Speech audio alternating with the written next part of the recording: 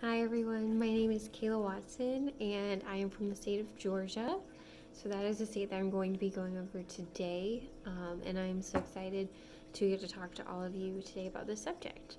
So the topic is about the informed consent that a counselor must provide to the client.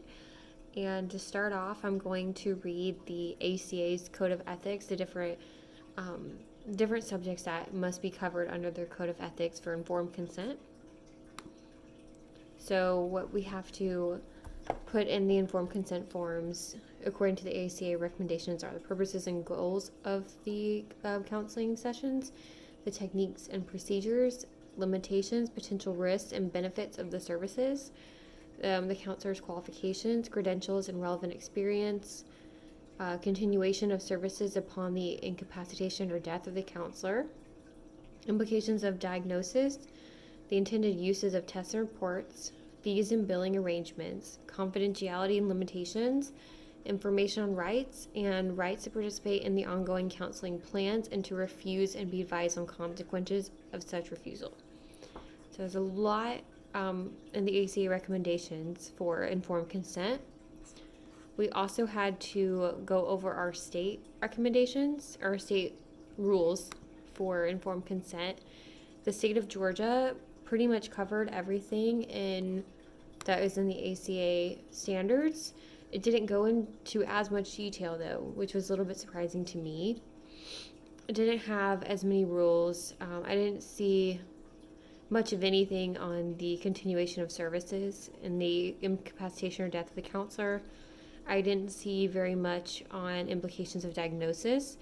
What I saw was more along the lines of what is inappropriate to do in terms of the counselor's informed consent. And that pretty much lines up with the ACA standards. There wasn't much of anything different there. One thing that stood out to me was, sorry, I'm pulling it up. So one thing that stood out to me was that, which I guess makes sense, is that whenever the client is involved or the counselor is involved in either one involved in some kind of civil, criminal, or disciplinary action, then the counselor has the right to release information that is under that informed consent, which seems like the right decision to do. I thought there must be some gray area there, considering what kind of legal implication that is and how much information you can release. It's not very specific on how much you can release. So that was my main difference I saw there. And I didn't see much about that on the ACA recommendations either. That was more along the lines of what the counselor does with the client.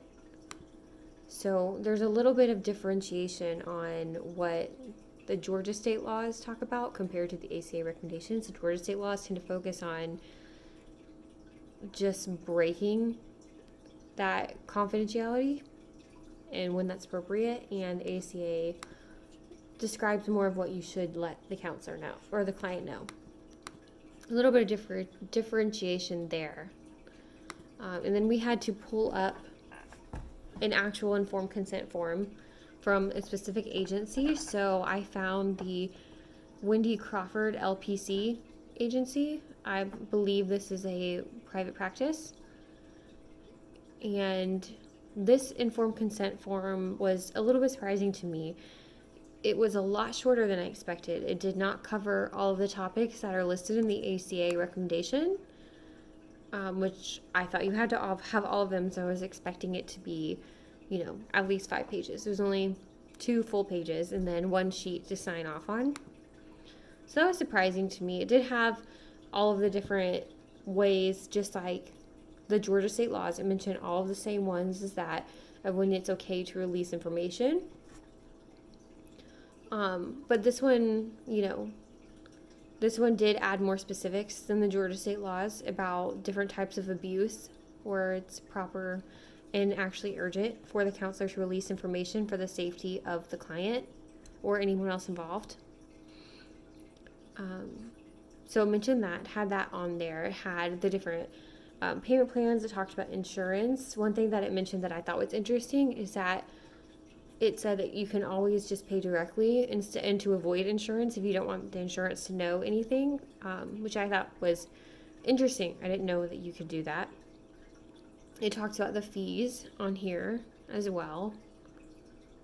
And it talks about the nature of the counseling services. So this is all great things that are included on the ACA recommendations, but that's it. So it doesn't include other things. It doesn't talk it doesn't talk at all about the incapacitation or death of the counselor. It doesn't talk about the counselor's qualifications at all on here, which was surprising to me.